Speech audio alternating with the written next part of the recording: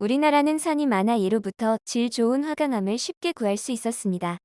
삼국시대부터 이미 궁궐을 짓거나 성을 쌓는데 돌을 자르고 가공해서 사용했으며 맷돌처럼 보통 사람들의 살림살이도 돌로 만들었을 정도로 일찍부터 높은 수준의 석재 가공업이 발달했습니다. 우리는 언제부터 이렇게 능숙하게 돌을 다루었을까요? 오늘은 역사 속에서 보는 뛰어난 석공과 우리나라의 석재 산업, 그리고 직업병 유해 물질에 대해 알아보겠습니다.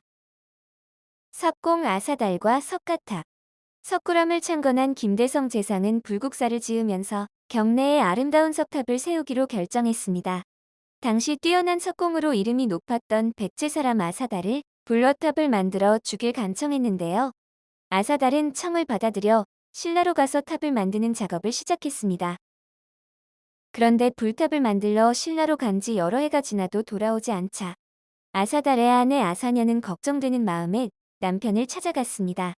아사달이 일하는 곳으로 갔지만 아직 불탑이 완성되기 전이어서 남편을 만날 수 없었습니다.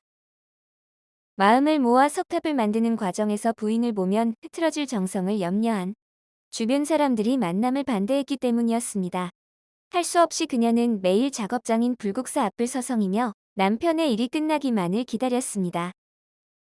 탑의 완성만을 고대하는 아사녀를 안타깝게 여긴 한 스님이 그녀에게 말하길, 불국사 가까이에 있는 연못에 매일 정성껏 기도를 올리면 석가탑이 완성되었을 때 그림자가 비칠 것이라 말했습니다.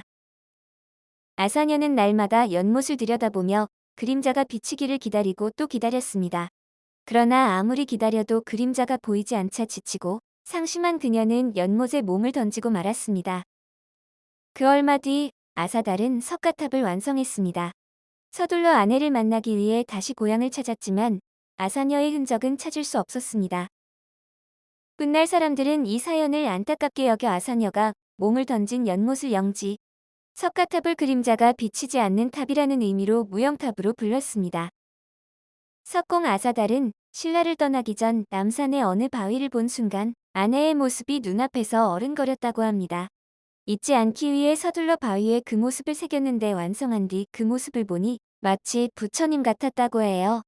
오늘날의 영지석불 좌상이 바로 아사달이 아내를 그리며 조각한 것이라는 이야기가 전해져 내려옵니다. 석공과 산재. 우리나라에서 생산되는 화강석의 종류에는 거창석, 포천석, 문경석, 마천석, 고운석, 운천석, 황등석, 상주석, 보은석, 익산석 등이 있는데요. 주로 석산이 있는 산지의 이름을 따서 분류합니다.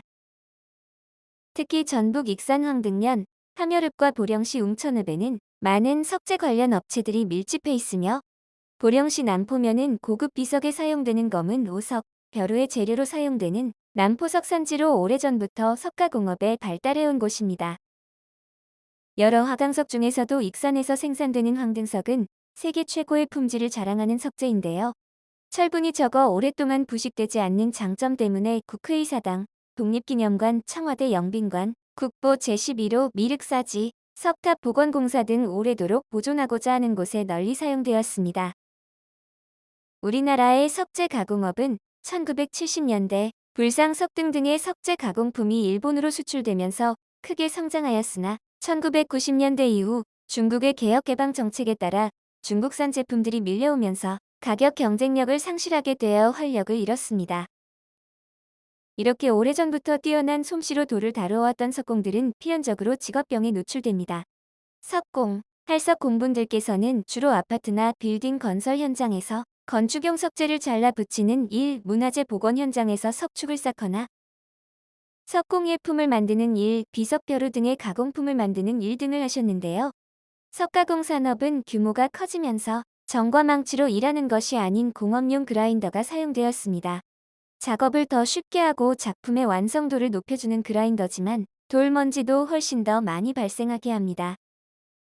가공품의 원료가 되는 돌에는 결정형 유리규산이 함유되어 있는데요. 이런 유리규산이 호흡기를 통해 오랜 시간 노출되면 폐암과 진폐의 원인이 됩니다. 진폐증은 현재까지도 치료로 그 병증이 회복되거나 진행을 늦출 수 있는 병이 아닙니다. 증상의 완화와 함께 더 나빠지지 않도록 관리하는 것이 최선인데요. 탄분진으로 인해 발생하는 진폐증의 경우 더 이상 석탄 먼지에 노출되지 않으면 병증이 진행되지 않고 유지되는 특성이 있습니다. 그러나 돌, 모래먼지로 인해 발생하는 규폐증의 경우 작업장을 떠난다고 하더라도 병증이 계속 진행되며 석탄 증폐증에 비해 빠르게 악화됩니다. 규폐증은 직접적으로 돌을 가공하는 작업자뿐만 아니라 모래를 많이 다루는 주물 공장이나 도공, 모래를 이용한 세공업에 종사하는 사람들에게도 많이 발생합니다. 석재 가공업이나 주물업, 도자기 요업 등에 오랜 시간 종사하셔서 결정형 유리규산에 노출된 경우 가래 기침 운동 시 호흡곤란 증상이 나타납니다. 평소 가슴이 답답하거나 흉통이 발생하기도 하는데 담배를 피우는 경우 이런 증상들이 더 심하게 나타날 수 있습니다. 석재 가공업체 다수는 영세하고 작업 환경이 좋지 않은 경우가 대부분입니다. 그래서 오랫동안 석재 관련 일을 하시면 돌 가공 작업 중 발생하는 큰 소음 때문에 귀가 잘 안 들리게 되거나 먼지로 인해 진폐, 만성 폐쇄성, 폐질환, 폐섬 유화증, 폐암 등을 얻습니다. 90년대 이후 전체 돌가공 산업의 규모가 축소되면서 돌을 다루는 일을 하셨던 분들이 작업장은 규모가 더 작아지거나 몇 개월 며칠 단위로 작업장을 옮겨 다니시며 근무를 하는 형태가 많고 혹은 일용직으로 건설 현장에서 일을 하시기도 합니다. 이런 상황에서는 병증이 나타나더라도 산재 신청을 위해 직업 이력이나 작업 환경을 입증하는데 어려움이 큽니다. 산재는 신청인이 업무와 질병의 연관성을 입증해야 하기 때문입니다. 더하여 오랜 시간 흡연을 하셨던 분들은 지금의 병이 담배로 인한 것으로 생각하십니다. 그러나 작업 환경에서 유해 물질에 노출되었는데 흡연을 하시는 경우 상승작용으로 인해 질병의 발생과 진행을 더 빠르게 합니다. 그러므로 흡연 이력이 있더라도 근무 여건의 위험성이 있음을 입증하면 산재 보상을 받으실 수 있습니다.